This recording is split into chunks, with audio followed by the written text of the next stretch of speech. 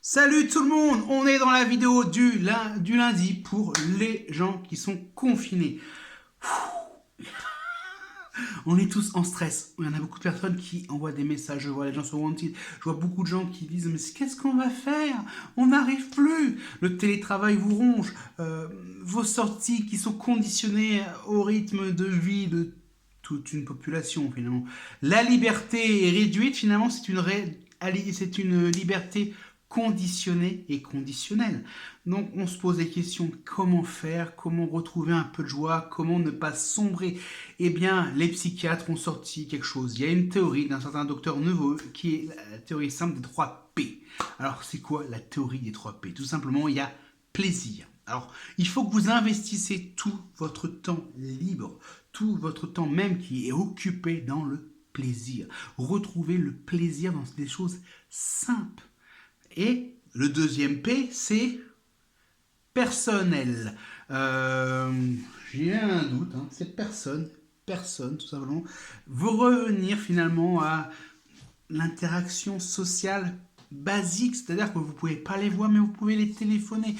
Vous pouvez occasionnellement voir un certain petit cercle restreint, mais toujours le même. Pourquoi je dis ça? Tout simplement pour éviter de diffuser le virus. Même si vous n'êtes pas malade, même si l'autre n'est pas malade, rien ne vous dit que quelqu'un est ce qu'on appelle un porteur sain ou un porteur asymptomatique. Et il y a le dernier P qui est progresser. Alors, progresser, ça, beaucoup l'ont fait. Hein. On le sait, on le sent. Beaucoup utiliser finalement leur point de formation personnelle pour changer de carrière ou simplement se perfectionner sur de nouvelles choses. Et ça, c'est fabuleux. Alors pourquoi je vous dis c'est important, vraiment important, cette règle, les 3 P, ça vous permet de restructurer votre quotidien. Parce que beaucoup de personnes sont en télétravail, et le télétravail, c'est pas compliqué, hein, comme l'a montré plusieurs étudiants en France, hein, dont un étudiant en droit qui s'est carrément filmé sur une journée. La vie se résume à se lever, hop là, on fait une petite toilette, on reste en pyjama, hein, parce qu'on ne sort pas. Autant rester en pyjama. Et ça, c'est une erreur monumentale. Ne pas se changer, ne pas mettre un habit de personne civilisée, bien que le pyjama n'est pas incivilisé. Hein. Bah, tout simplement, ça vous casse. Parce que vous avez besoin d'un rythme de vie. Et beaucoup de personnes qui ont naufragé sur des îles tout seuls l'ont dit, pour ne pas perdre la boule, il fallait parler. Imaginez qu'on parle avec quelqu'un. Oui, ça fait un peu absurde. Hein. Ça fait un peu loco.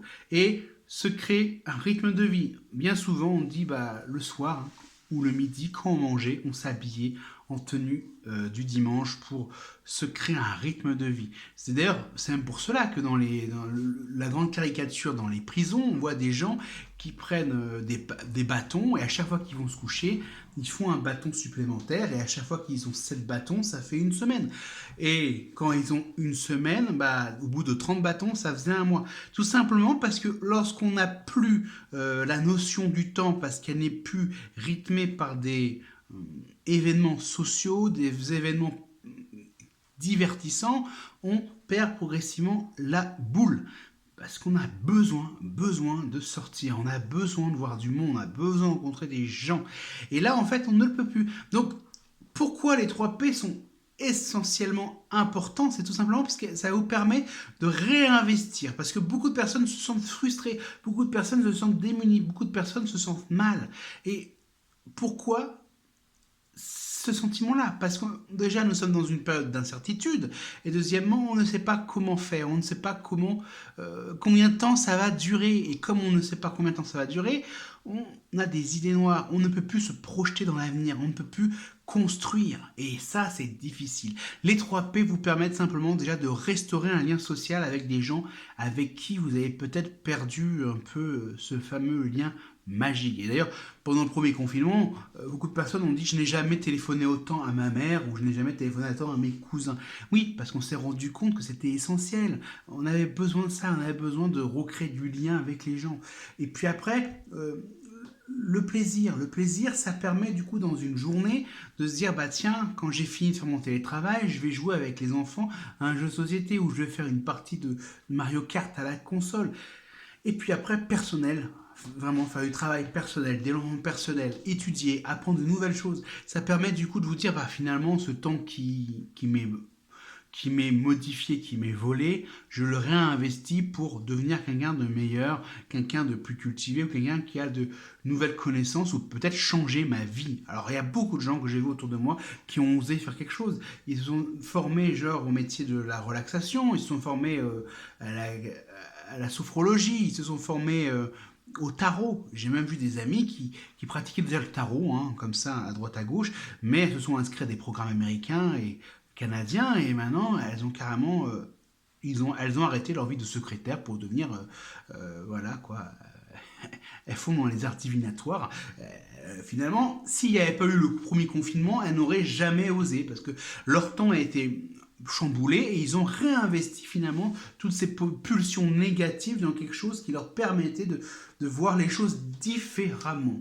La preuve, même moi, je vous fais maintenant une vidéo tous les lundis. Avant, c'était un peu chaotique, c'était quand j'avais le temps que je vous faisais une vidéo. Et beaucoup de personnes qui sont spécialisées dans le développement d'audience ou qui sont spécialisées dans la gestion des channels sur YouTube me disaient mais il faut que tu te crées un rythme, Julien, parce que c'est pas possible.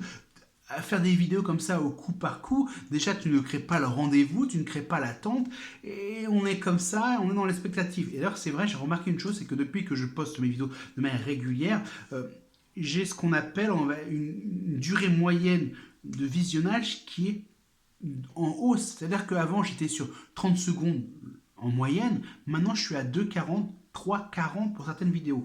Et il y a même des vidéos qui sont autour de 8 minutes de visionnage en moyenne pour des vidéos qui durent 16 minutes. Donc ça c'est surtout des vidéos qui sont sur tout ce qui est gestion de la vie de couple. Les gens ils cherchent une question et là ils obtiennent des réponses peut-être, hein, parce qu'a priori s'ils avaient quitté avant ça veut dire que ça ne les intéresse pas. Sinon... Enfin bref, c'est juste pour vous dire que ce confinement, ce couvre-feu, c'est important pour vous de réinvestir tout dans quelque chose d'utile. Utilisez la règle des 3 P que je vous ai citée pour simplement restructurer votre quotidien. Alors, il y a beaucoup de personnes qui vont dire mais oui, mais tu comprends pas, moi je suis quelqu'un de très actif, je ne peux plus faire ça. Eh bien, en fait, peut-être que vous allez vous découvrir de nouvelles passions. Oui, essayez, peut-être mettez-vous à dessiner, mettez-vous à la peinture, mettez-vous au tricot, au bricolage. D'ailleurs, le bricolage n'a jamais eu autant de succès depuis le temps. Et aussi à la pâtisserie et tout ce qui est fabriqué son petit pain maison pendant le confinement. On n'avait jamais vu des gens faire ça autant.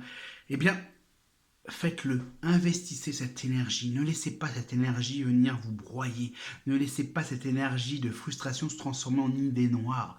Oui, parce qu'en fait la frustration, lorsqu'elle ne peut pas s'exprimer, lorsqu'elle ne peut pas se transformer en action ou en réalisation, il se passe une chose, c'est que on va broyer du noir et on va devenir anxieux. Et l'anxiété mène progressivement à une chute libre, émotionnelle, psychologique, physiologique, oui, parce que tout simplement, le stress, l'anxiété produit du cortisol. Et le cortisol, c'est ce qu'on appelle l'hormone du stress. Alors, je ne vais pas vous faire un cours là-dessus, parce que moi, les cours de neurobiologie, j'étais pas forcément le meilleur à la fac, et je peux vous dire une chose, cherchez les conséquences du cortisol sur l'organisme. Vous allez voir. C'est bon à court terme, mais à long terme, ça devient très mauvais. Vous allez vous sentir déprimé, fatigué, un peu vaseux. Vous allez peut-être perdre un peu vos cheveux. Vous allez peut-être vous sentir malade. Et les personnes qui sont prédestinées avec un terrain facilitateur au cancer vont développer un cancer. Ouais, le stress influe sur la révélation de maladies. Alors c'est même pour cela que certaines personnes qui sont dans le domaine de la santé commencent à crier en disant « Attention ! Si les gens sont confinés encore, ils vont devenir déprimés. » Mais quand on est déprimé, le système immunitaire, vous avez dû remarquer, plus vous êtes déprimé, moins vous êtes en forme. Et moins vous êtes en forme, plus vous chopez de trucs dégueulasses. Et lorsque vous êtes en forme, vous avez le tonus, vous êtes joyeux, vous faites du sport, vous sortez, vous rencontrez du monde. Et bien voilà, c'est lié, tout ça c'est lié. Alors c'était pour vous dire, ne broyez pas du noir. Faites le maximum pour activer les 3 P. Je vous dis tous et à toutes une très bonne journée. N'hésitez pas à participer sur le groupe que j'ai créé. Si vous n'avez pas le lien, dites-le moi. Je vous donnerai le lien en MP, en commentaire et tout, ou même peut-être par mail. Et je vais peut-être lancer également un mailing. J'arrête pas d'en parler, de lancer un mailing pour le mec qui passe.fr. Ça sera quelque chose qui sera un peu dans le ton finalement de la vidéo du vendredi, vous savez, la fameuse nouvelle rubrique tu sais quoi, parce que j'adore les anecdotes, je suis quelqu'un qui lit beaucoup, qui passe son temps à lire des anecdotes sur tout et de rien.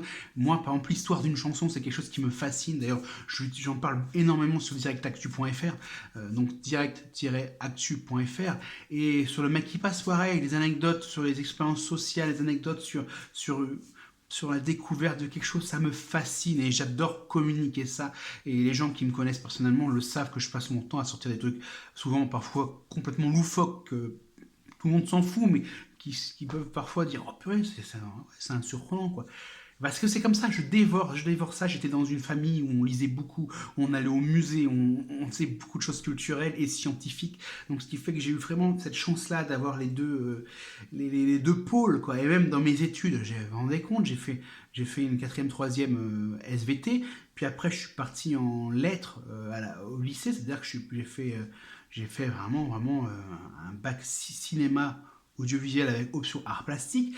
Puis après, je suis allé dans une fac de neurosciences. C'est-à-dire qu'une fac de neurosciences, parcours psychologie, anthropologie de la famille, parce que je voulais être thérapeute familial, donc j'ai commencé après à faire une thérapie. Donc là, je suis en train de vous justifier pourquoi finalement je suis tout le temps en train de lire encore des bouquins de psycho et de sciences. Et derrière ça, après 4 années, j'ai décidé de revenir faire un cursus dans le cinéma et le théâtre. C'est-à-dire que j'ai fait une licence double, c'est-à-dire théâtre-cinéma, art du spectacle.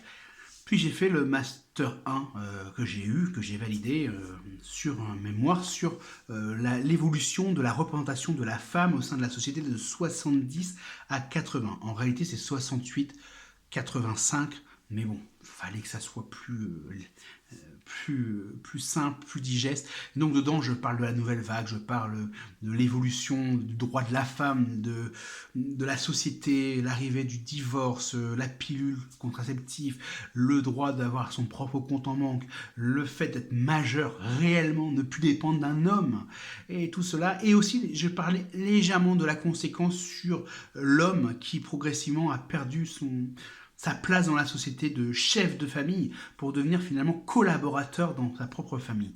Voilà, c'était simplement un petit récap pour ceux que ça intéresse. Je vais lancer cette newsletter, ça sera gratuit. Je pense que de toute façon, je continuerai à mettre des liens rémunérés, c'est-à-dire que si vous passez par mes liens pour acheter par exemple des livres ou des DVD, je gagne quelques petits euros. C'est comme ça que je peux financer la continuité de ce programme-là, de ces différentes chaînes. Mais j'ai également lancé un système de dons. Vous pouvez me faire des dons soit par PayPal, soit faire une souscription mensuelle. Je mettrai aussi le lien de ces deux choses-là qui vous permettront du coup, si vous voulez m'aider à développer ça. Vous n'êtes pas obligé de le faire, mais c'est simplement, comme tout le monde le sait, ça coûte cher finalement, simplement les frais d'hébergement des différents blogs. Pour l'instant, je suis sur une offre low cost, premier prix, mais j'aimerais développer ça sur des serveurs totalement indépendants et avoir carrément ma mise en page et tout ça vraiment personnalisé, fait par un web designer, mais pour l'instant, c'est pas encore le cas. Voilà, bonne journée et prenez soin de vous. C'était Julien du blog le mec qui passe.fr.